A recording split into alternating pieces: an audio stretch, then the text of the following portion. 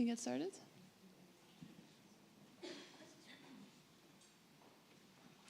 We're good to go?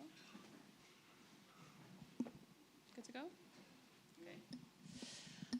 Thank you. So welcome, everybody. My name is Hania Othman. I am part of the HBR Foundation Sustainable Impact Fund, working very closely together with the rest of the team that you have seen today here. And I'm very pleased to have these magnificent panelists sitting next to me. We're going to be talking about digital innovation and open climate finance for Article 6. So this is going to be a promising discussion. We're going to be talking about the optimization of Article 6 and moving towards a robust carbon market to ensure transparency and building trust through tracking ITMOs, internationally transferred mitigation outcomes. So this panel is actually very timely with at COP29 agreed upon framework on Article 6.4 of the Paris Agreement. We are today bringing together an incredible group of experts. Reina Otsuka, which is the digital lead of the UNDP Digital Public Goods. Sven Jatel, who's the co-chair of the CAT Trust User Forum and the CEO of Denominator. James Daniel, who is the CEO and founder of Regis Carbon. And Max Fontaine, the Minister of Environment of Madagascar. Very pleased to have you here today. So we'll be exploring on how digital innovation can support the goals of Article 6 and unlock open climate finance, enhancing transparency, and meet the unique needs specifically for developing countries. So, Max, we'll get started with you because I know you have to leave directly as you have a very busy schedule. So thank you again for making it here. Could you share a little bit more about why Article 6 is so important in your journey towards transparent carbon markets? And what are the key challenges for you and opportunities, obviously, in achieving successful corresponding adjustments? Please tell us more. Thank you, Anya, for the question, and thank you for the invitation. Good afternoon, everyone. So for us, Article 6 for a country such as Madagascar, who has such an amazing biodiversity, who is the fourth biggest island in the world, we have a huge potential in terms of carbon market, in terms of nature-based solution. We are also part of the least developed countries. So we need to find every ways to bridge the gap of funding, and the carbon market is a real potential solution to fill that gap.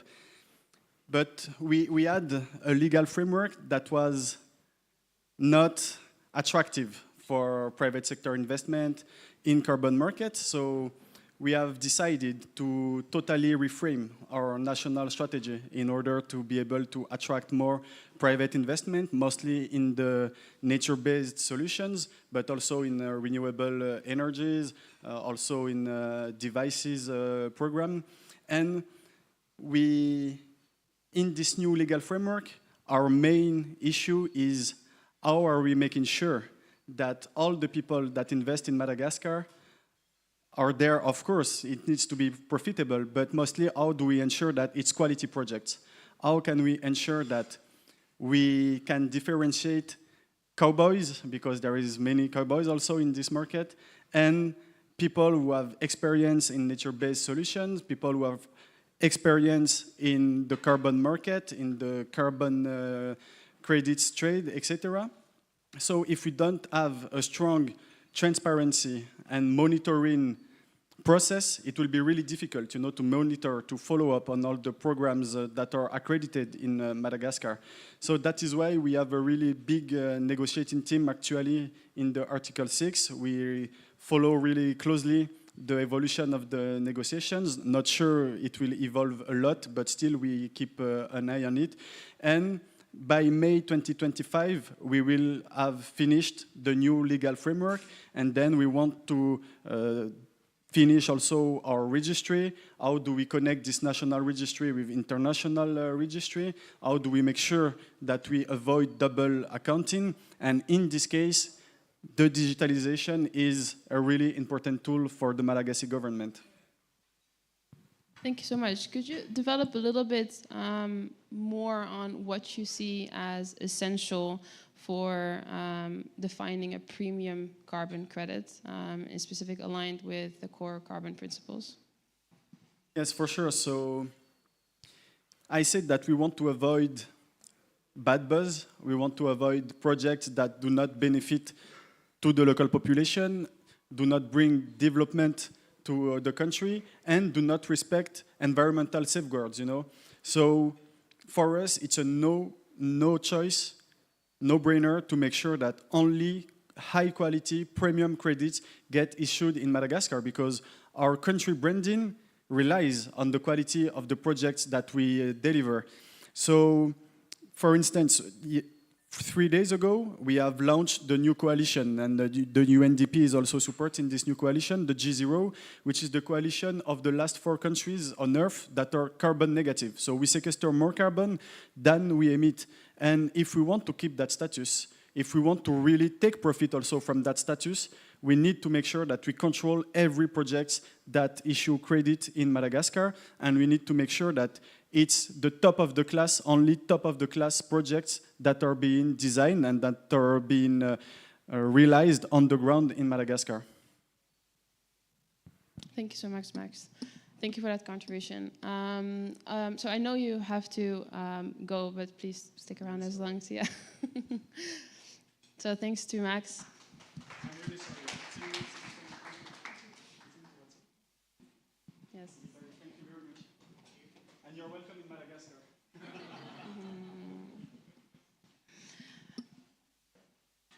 Reina, I'll directly go over to you. We have been meeting in a variety of different conferences. So from now, COP16, New York actually where it started, where you launched the Nature ID project, and COP16 where we talked around biodiversity and what Nature ID actually means for that. So today I would love it for you if you could provide us with a bit more context on what the UNDP is doing in regards to Nature ID. And take your time on that, and how the UNDP is supporting country registry development. Yeah, maybe I'll start from the second question on what we do to support countries. So UNDP operates in 170 plus countries and territories, and we support, I think, over 100 countries by now on NDC planning and implementation through something called a climate promise. And through this project, what we do is we provide support to countries on digital national carbon registries and also digital MRV systems, meaning national systems to track NDC action programs and policies. And so this is really a part of the transparency effort. The registries that we help build are not for transaction. It's more about a registry to collect all information on the carbon projects that are happening in the country. And we use open source codes. So we have, we actually developed this and opened it on GitHub. You can all take a look. But we would use that open source code to support countries so that they don't have to start to develop a registry from scratch. And it was interesting Max was saying, but it's really about digitalizing their Article 6 methodology or the framework as a legal framework. And each country is very different. And it's interesting because Costa Rica, for example, they would have all these voluntary carbon projects in different places. And the biggest need would be to, first of all, put that in one place so that you can know what you have in your country to start with. Whereas in Côte d'Ivoire, which we all are also supporting, is a slightly different angle. Their Article 6 framework says that all new projects must be first registered and approved by the government. So it's more of a register that we're developing for these countries. So that's how we approach this. And the Nature ID is a slightly different angle. So Nature ID is a new concept that we're developing with different partners. And it's thinking about what is a digital public infrastructure that can help countries to start to collect holistic environmental data. So generally what happens, which we think is a problem, is that carbon projects will sell carbon benefits, right? and then the rest of the environmental benefit of the forest or whatever ecosystem it is gets lost, and it's not properly valued. So the proposition here is by having a geospatial layer and providing nature an ID, how can we start to collect or integrate different types of environmental data in one place, and just have much more better idea of what the environment is like there, and also make sure that you use that process to collect the values or the value structure by indigenous people or local communities, so that we don't just follow the Western way of data collection and monitoring. So I'll stop here and we can come back more. Thank you so much, Reina. Senja, you have a long career actually within these markets and have an immense amount of experience. I would love for you to talk a little bit more about your role and at CatTrust, obviously, but also what you're doing with Denominator, focusing on mostly what kind of emerging solutions, digital solutions you see that are coming along in policy and enabling the carbon markets effort to scale up and deliver high integrity, I would say, solutions. Yeah, thank you for the question, and also thank you to HBAR Foundation and Hedera for hosting in this one of the most idyllic panels I've ever been on.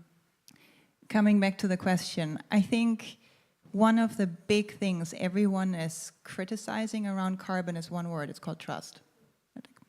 Trust, trust, trust. We need to build trust. And thankfully, we're in a digital age and we have digital tools, which 20 years we didn't have. So things change and how we can build trust changes too. And coming to the first part of your question, which is also a good starting point for this argument, I am one of the co-chairs of Climate Action Data Trust User Forum. Who doesn't know CatTrust? It's a joint effort between the World Bank, between the government of Singapore and IETA, the International Emission Trading Association. And the mandate of CatTrust, yet we don't work together yet, but on some things, it's really about harmonizing data in a fragmented market and building trust. There's a ledger that is built. It's a public ledger that really serves like a meta repository for data in the market from different standards, from different registries, so that everyone can understand in the market what's being built. And it's a public good. There is a big mandate around Article 6 to really track what's happening in Article 6 in terms of double counting and in terms of issuances. Right now, several standards are read into Climate Action Data Trust, but it's a very collaborative endeavor with other international organizations and also other digital service providers in the space. And coming back to the question or to the point, how do we build trust in the market? Well, we've heard a lot also on the panel before from Vera on the standard side, on the methodology side, digitizing methodologies and more aspects within standards that can be digitized, from issuances to PDDs and a lot of that is happening on the issuance side of the market.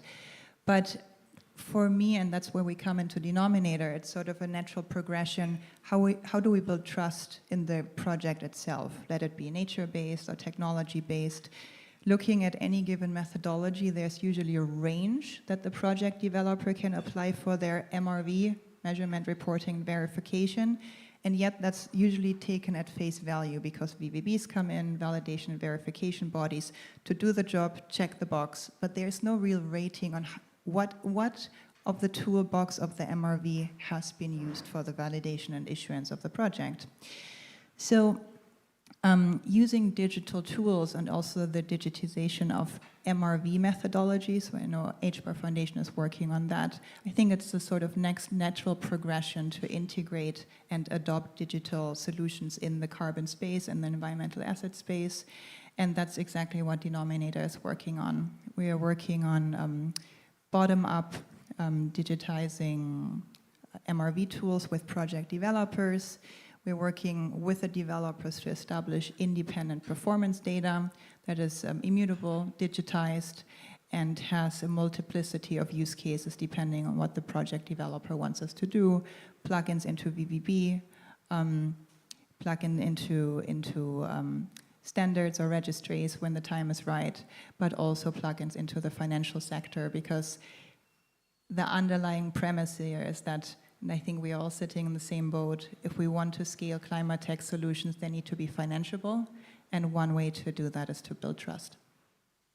Thank you so much, Svenja. Could you develop a little bit more on what the reason is why digitized methodologies are so important, and what part of the toolbox in terms of the MRV toolbox that is?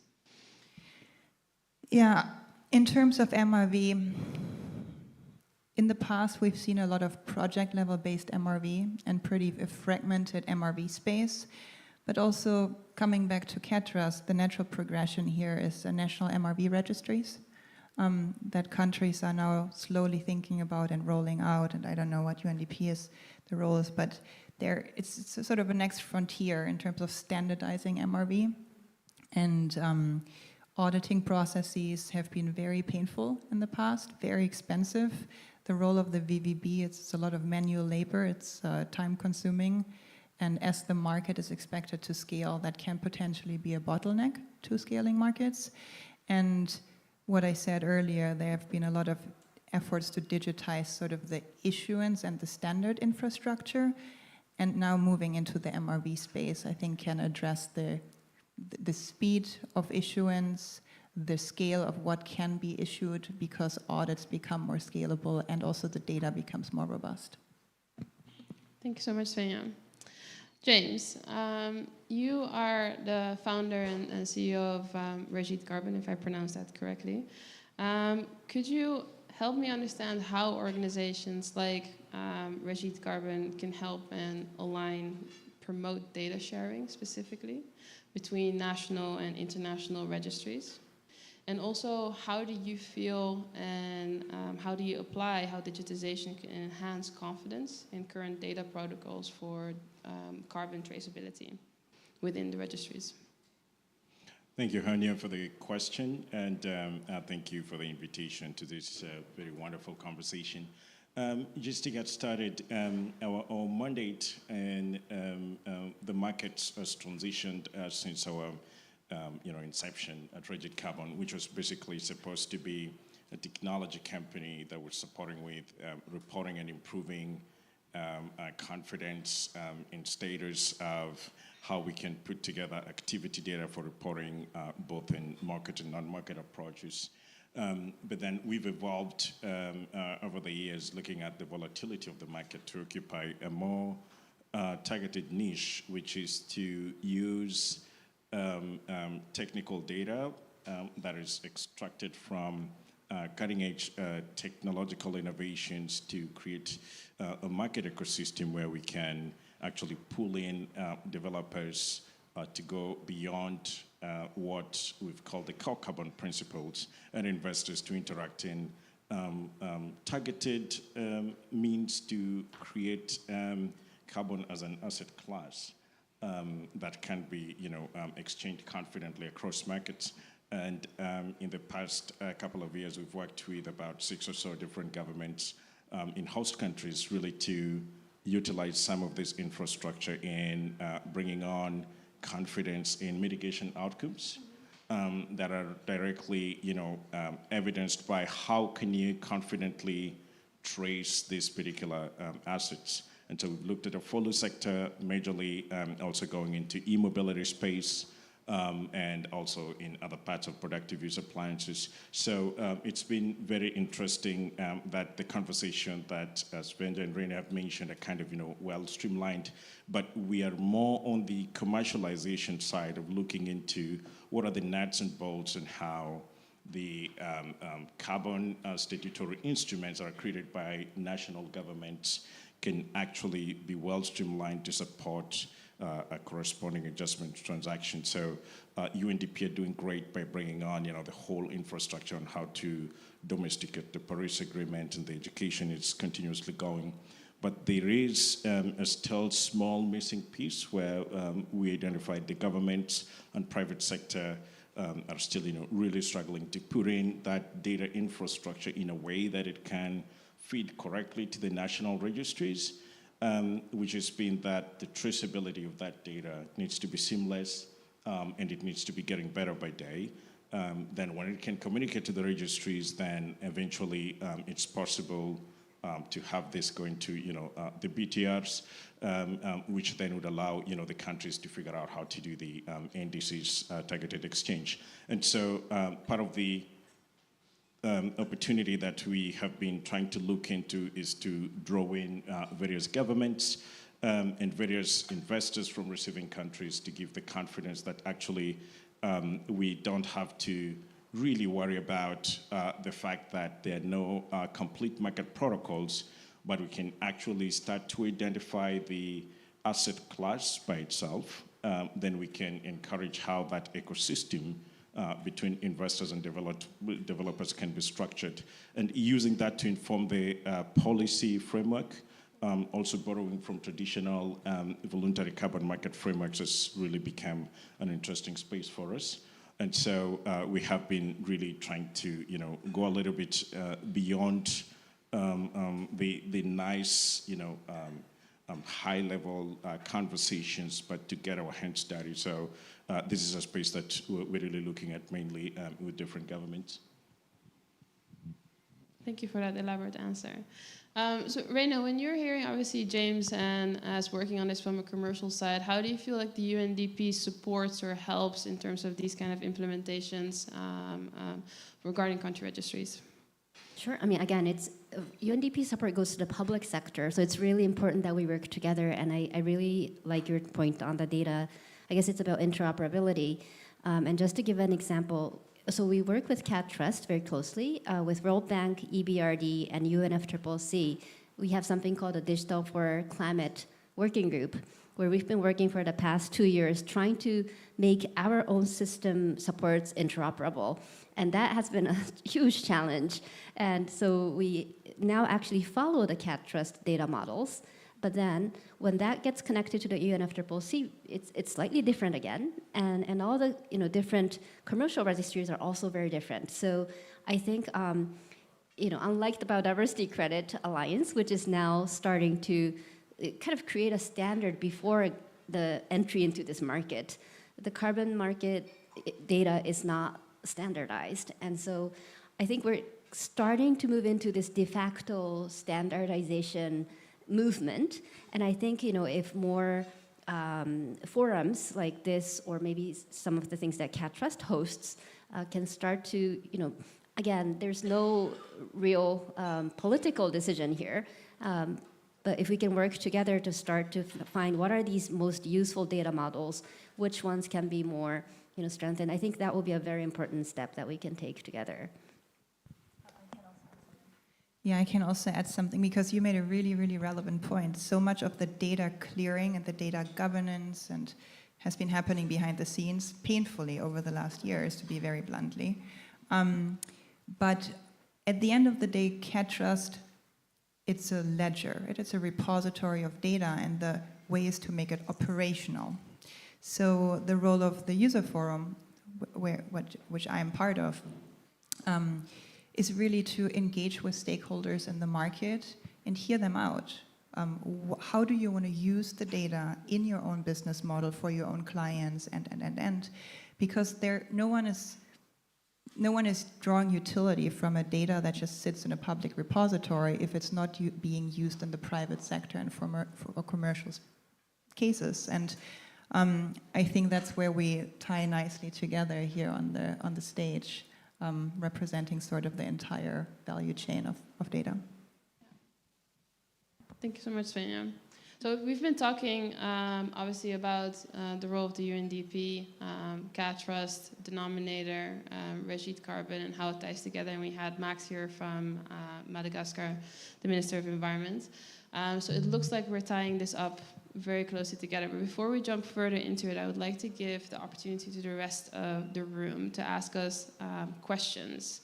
So does anybody have a question to either of the panelists or even myself?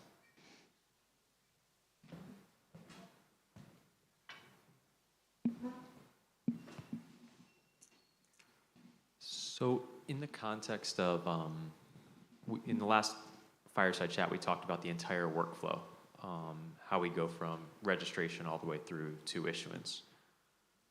Do you see an opportunity for tools like the Hedera Guardian and the methodology library to feed into the issuance of UNDP and ultimately to have that searchable through a tool like CAD Trust? Is that where you see the future going, or do you see different outcomes that are possible if we have these different modular capabilities that can be connected?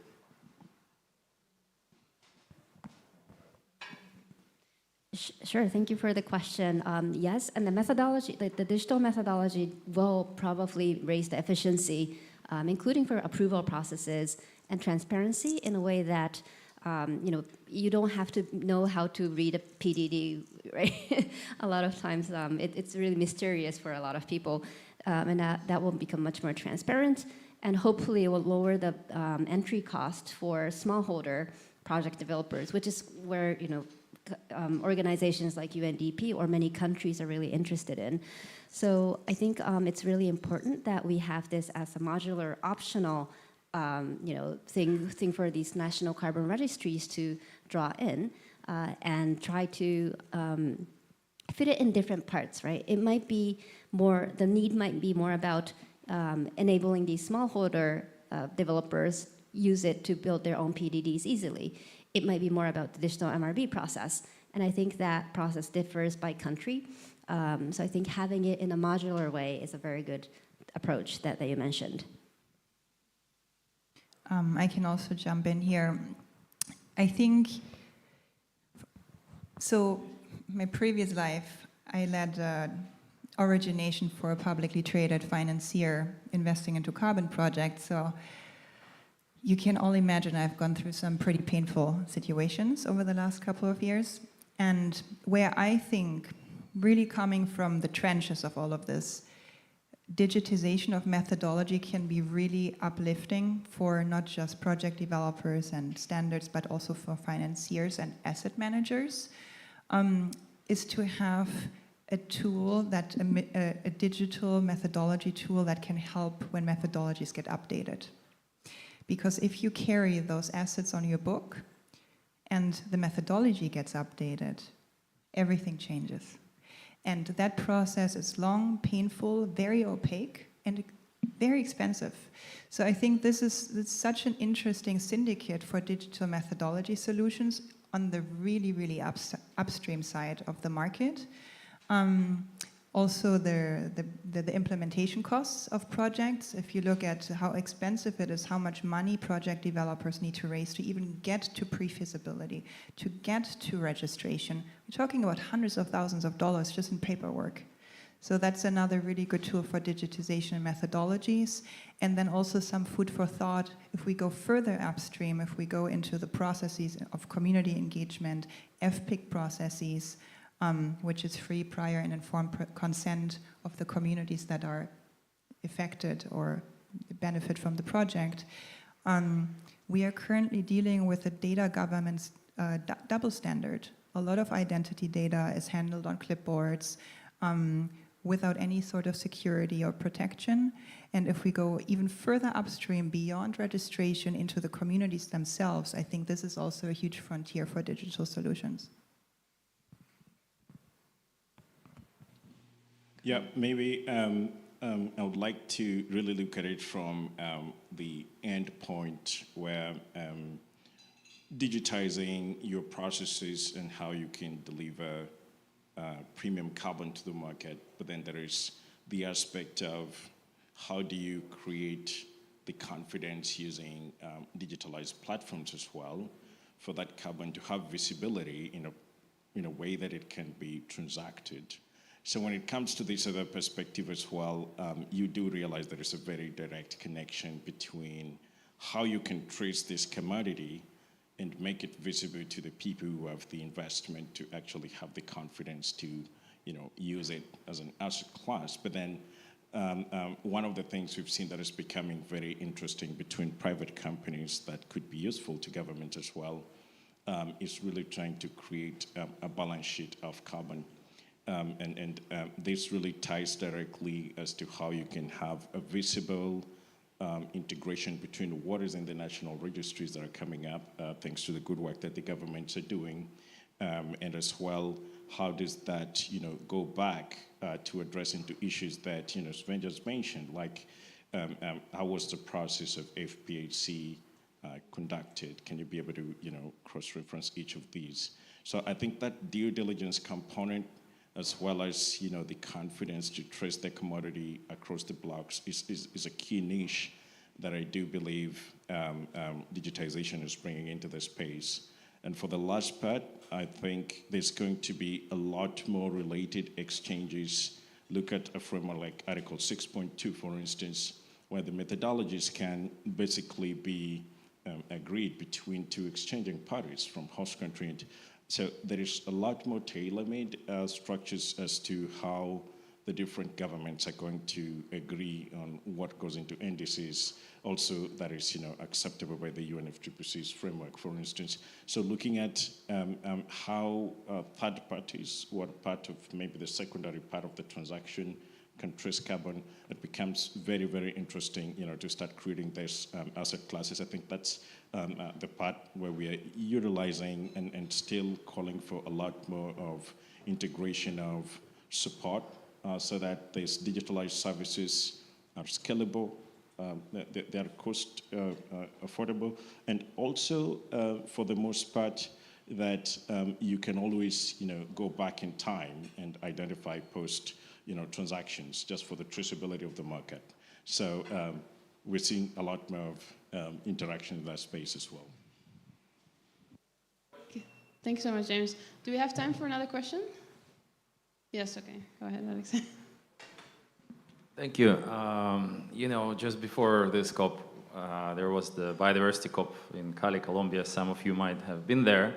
So I have a question here. So what is biodiversity credit, and how digital technology can be used to, develop this concept?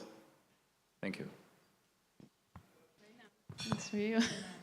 You know that Hania is co-leading the digital framework. I think you need to answer this one, Hania. Okay, so thank you so much for that question, Alexei. So to give everybody context, so part of the work that we're doing at the HBR Foundation is we're co-leading the working group. It's of the BCA, the Biodiversity Credit Alliance, which is part of the UNDP. And we have been working on creating a digital framework for a biodiversity credit market. Now, I don't think that I'm the scientist that is here to define what a biodiversity credit exactly is, but in essence, what we're trying to do with the biodiversity credit markets is the same thing that we have been doing within the climate finance market, right? Getting financing in certain areas for conservation of biodiversity in order to enable the stakeholders to support these ecosystems that we so desperately need. Now, the question is if credit is the right word. We don't know, but we definitely need vehicles, so financial vehicles in order to get to these outcomes. And I think it's actually very much intertwined with the carbon markets, this is probably it's an opinion, so this is a personal opinion, where I think the low-hanging fruit for the biodiversity credit markets is in de-risking carbon credits, specifically right now, as the carbon credit market is slightly challenged, I would say. Adding, I would say, benefits, and we've heard that in the panels before, what the co-benefits are to that. You would de-risk these types of investments and allowing a greater participation from that. So that's my take. So Reina, please add to that. No, I think you said it well, but just to say, it's a little bit different from carbon credits, right? Because it's inherently not sellable. Like it's not resellable really. And a lot of the discussions on biodiversity credits is really about the indigenous people and how do we make sure that they maintain the sovereignty and the stewardship around data as well as the nature itself. So I don't think it will become like a huge, or maybe it should not become like a big asset and market. But it will play a very important role, we feel, in the conservation field. And we were both in COP 16 as well in Cali. Maybe that's why we have bad throats. Yes. And a good badge. But James, I think we have 1 more minute, so please add. Yeah, Alex, I would usually call it biodiversity units as opposed to credits. And this is more of a benefit claim more than what we can see in carbon that is currently standing out as a fungible asset. So it's more of a benefit claim that sits within an asset like carbon. And so based off of these biodiversity claims, then you can tokenize, the premium you claim on a specific asset like carbon, but really drawn with the benefits that come from, the social cohesion that the projects continuously, integrate in phases at the intermediate and consultatively. So I think it's really rooted within the geographies and specifically how it is responding back to the social capital aspect of the projects. And that can be unpacked in so many different levels. So I would leave it at that for today. Thank you. So I would like to thank all the panelists here. I know it's a very busy day today at the Blue Zone, so thank you so much for making your way over here downtown at the Landmark Hotel. And we're out of time, unfortunately. So thank you again. And we have a 10 minute break before we head into our next panel.